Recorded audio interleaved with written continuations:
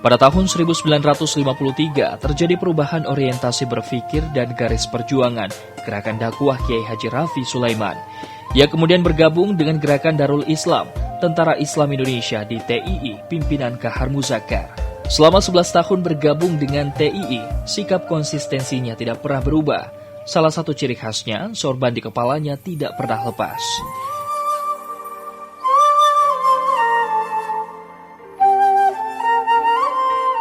Ketika tahun 1950-an, ketika DI Kahar Muzakkar meletus, meretakkan DIT itu, kedua orang ini kemudian bergabung dalam DITI Kahar Muzakkar, antara Kiai Haji Sulaiman dengan Kiai Haji Rafi Sulaiman. Tapi keduanya memiliki prinsip berbeda.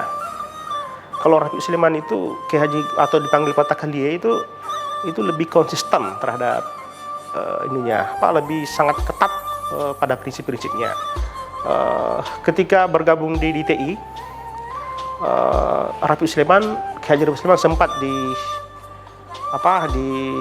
diadili oleh Mahkamah Pengadilan Kahar Muzakkar.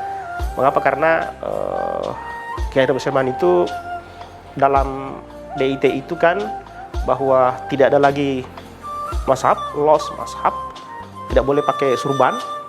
Tapi Rafi Sulaiman tidak pernah lepas surban dari kepalanya. Nah, suatu waktu naik perahu di daerah Taldima ini, Cenrana, ketika bermarkas DIT di sana, topi yang dipakai Rafi Sulaiman terkena angin, kemudian kelihatan sorbannya dan akan dihukum oleh Mahkamah Kahar Muzakkar. Tetapi mahkamah itu kemudian dijatuhkan hukuman ringan, dilarang, dia hanya ditugas untuk mendidik masyarakat. Sebetulnya ada kontroversi di pengadilan itu. Pertama, Rafi Sulaiman itu akan dihukum mati oleh Kahar Muzakkar, tetapi kemudian ada muncul pemikiran bahwa jika seorang ulama dibunuh di medan di medan jihad itu, maka masyarakat tidak akan percaya lagi DITI, sehingga diputuskan ringan, dia hanya mengajar di medan jihad dalam istilah seperti itu. Dan Rafi Sulaiman mengatakan bahwa saya memang lebih suka mengajar dibanding berperang, seperti itu. Nah, konsistensi beliau itu dipelihara sampai kemudian lepas DITI. Beliau tidak pernah masuk di pemerintahan, ditawarkan berbagai macam jabatan, tidak mau. Dia masih bergerak di bidang transmisi secara kultural, seperti itu. Ya, jadi dia agak lebih konsisten terhadap mempertahankan prinsip-prinsip transmisi keilmuannya. Jadi sepulang dari DITI masih melanjutkan lagi halaqah-halaqah itu, dan muridnya banyak masih bisa dijumpai sekarang ini, dan rata-rata muridnya itu bisa membaca kitab kuning.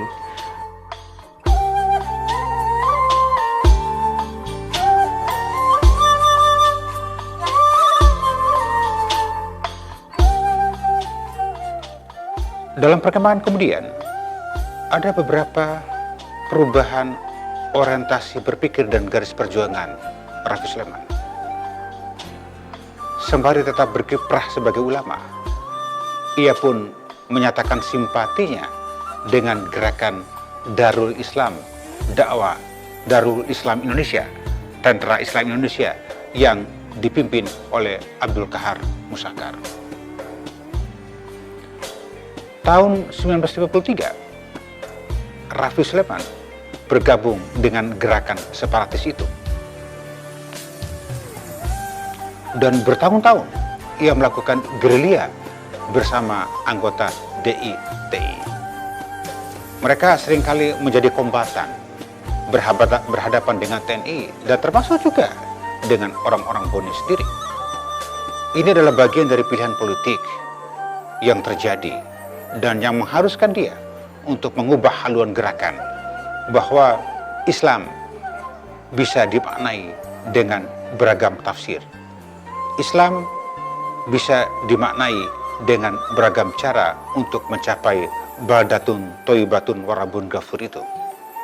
Jadi negara Islam yang digagas oleh Kahar Muzakkar, yang kemudian diamini oleh sejumlah ulama besar Sulawesi Selatan, di mana Rafi Sulaiman ikut terlibat di dalam itu, adalah bagian dari pilihan politik yang terjadi pada era itu.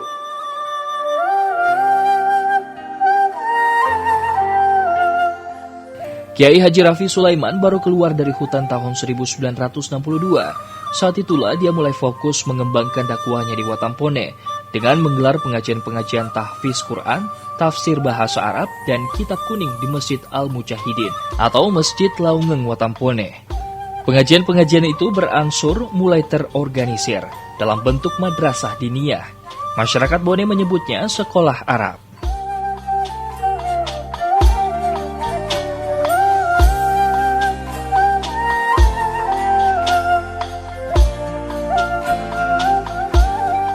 Sepulang dari sana, dari hutan, barulah beliau diangkat menjadi Kadi Bone atas usul masyarakat ke DPRD Kabupaten Bone, dan beliau resmi diangkat menjadi Kadi Bone, dan beliau adalah Kadi Bone terakhir. Yang informasi yang kami terima itu beliau wafat tahun 1991, dan bersamaan dengan beliau sebagai kadi yang berpusat memberikan pengajian dan bimbingan di Masjid Al-Mujahidin tadi, adik beliau yang dikenal dengan Guru Tak Junaid itu memusatkan perhatian dan bimbingan pengajarannya di Masjid Raya Watampone.